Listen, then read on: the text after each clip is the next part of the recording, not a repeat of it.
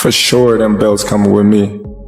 They coming home with me. I'm telling you right now. You can see it, but it's gonna be difficult. You take it to your mom. I'm taking them, and ain't nothing you gonna be able to do about it. Come fight and night. I know Turkey is in your corner, I promise you. but look, it's All gonna right. be very difficult. He's gonna be so mad that day.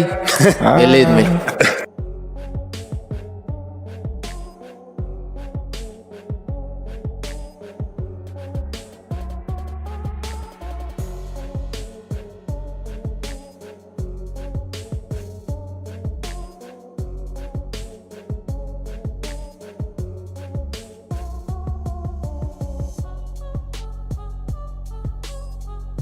Although both fighters initially vowed to keep things respectful, Terence Crawford and Canelo Alvarez quickly broke that agreement, turning their press conference into a heated exchange filled with sharp words and intense back and forth. We are true fighters. Yeah, two fighters. True fighters. True, yeah, of course. No, not YouTuber fighters. Huh? Not YouTuber fighters. Yeah, of course. They need to talk and talk about fight because they want to say something. The people know we are great fighters. They want to put a great fight. Yeah.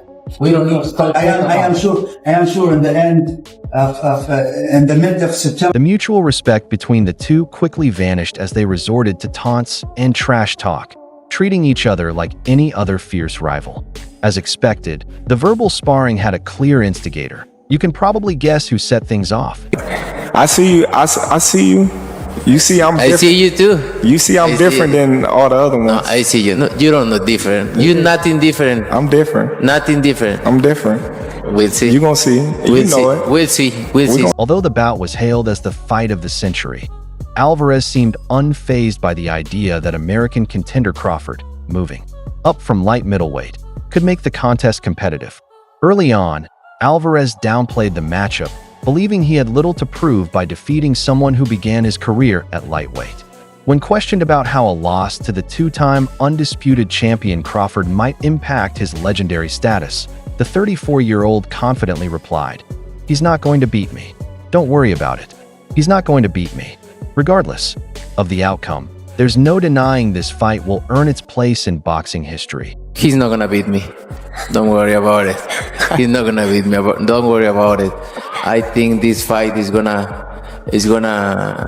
be in the books of the history of boxing for sure. That's for sure. He's a great fighter, but he's not on Canelo's level, Crawford stated confidently. People tend to focus only on my power, but I bring much more to the ring than that. This fight will definitely stand out as one of the best moments in my career. At 34, Alvarez is 3 years younger than Crawford, yet the responsibility of passing the torch has fallen on him. Having turned pro at just 15, Crawford boasts an impressive resume with 11 world titles, 27 world title fights, and a total of 67 bouts under his belt. Streets, you and Canelo, what would it look like? Come on, man. Yeah, I know what I do. I ain't got to talk about it on the streets. I'm me against anybody. I ain't never gonna say another man gonna whoop me. So, you know what I mean? That's your answer right there. I guess in Guadalajara, you think it'd be a little different on the streets if Terence came to town?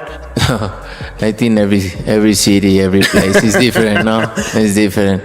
But we don't talking about the streets. We're talking about boxing, the beautiful sport of boxing. So that's different, way different than the streets. Having competed in 19 consecutive world title fights and holding the distinction of being an undisputed champion in 2 weight classes is an achievement most fighters only dream of.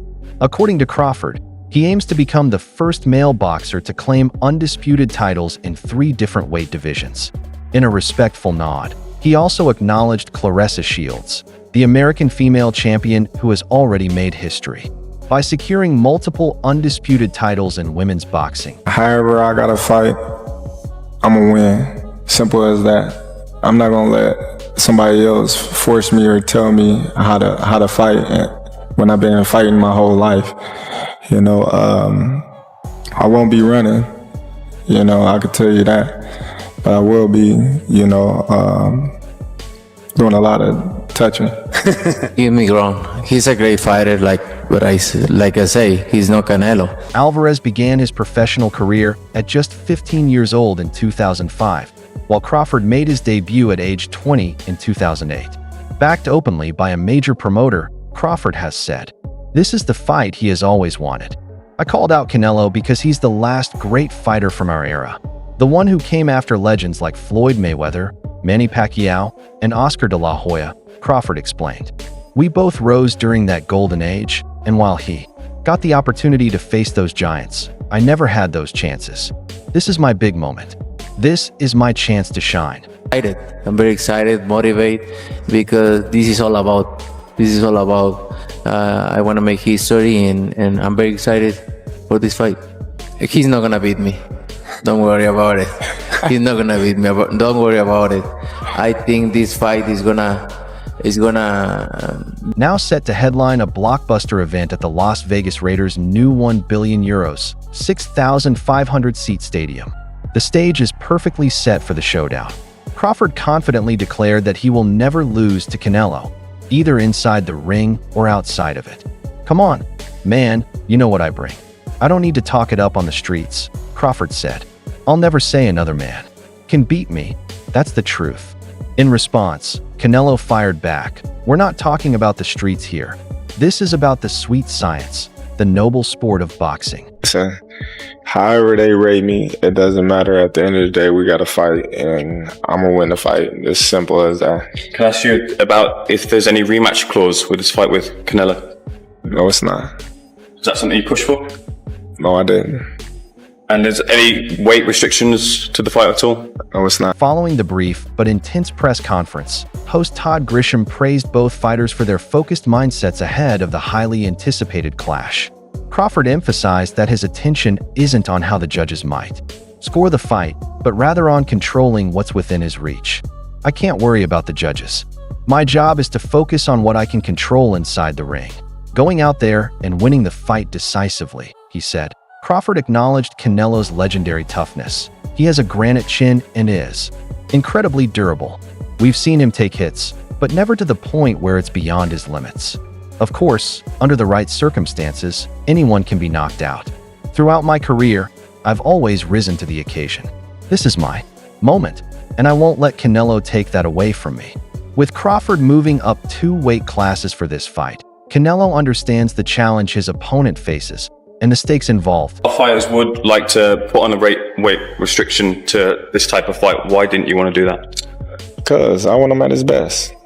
I don't want no excuses. I don't want no, reasons why, he didn't feel good or anything. I want him at his best. The Mexican superstar has often found success despite being the smaller fighter in the ring, and remains confident that size won't be a factor as he prepares to face an undefeated, 2-way undisputed champion on September 13th. "I've been in his position before, and it's not something I dwell on," Canelo said. "Whether my opponent is bigger or smaller, I always prepare for the best fighter possible. I'm a winner. My focus is always on victory, and I intend to win." Reflecting on his journey, he added, "My perspective has evolved, and I'm thankful to Netflix, Turkey, and everyone involved in this fight. For me, this is about making history, and I'm honored to be part of it." When would you say, from memory, that you first thought this fight was a real possibility, that you started thinking about this fight actually happening? Well, I started thinking about it, a couple of years ago when they started talking about Spence fighting Canelo. Then just, sizing him up, like, all right, how tall is he? How long his arms and things like that. Just sizing him up like that and going to his fights and things like that. As the stage is set for their monumental showdown, both fighters took a moment to address their fans ahead of fight night. "They know I always bring my best to the ring," Canelo said. "I'm grateful for all the support, and I hope they'll be watching or in the arena, cheering me on and celebrating the victory." Crawford, meanwhile, called on his supporters to show up in style as they make the journey from Omaha. "I want my fans to come dressed to impress," he said, rallying them for what promises to be a historic night. Of experts, I think Canelo's not the same fighter. His punch output's a lot less. What do you think, considering the last 12 months or so? Is he the same fighter he was maybe a few years ago? I think he is. I just think, he just wasn't up for the skull fight. And I think, different fighters bring different energies out of other fighters. A lot of people are judging you on the Madrimov fight, saying you struggled moving up in weight, you're going further up in weight, and they're saying that's going to go against you based on the Madrimov fight. How do you Tell them, suit up, Crawford said. We're about to bring home more jewelry, and it's going to be an exciting day for boxing.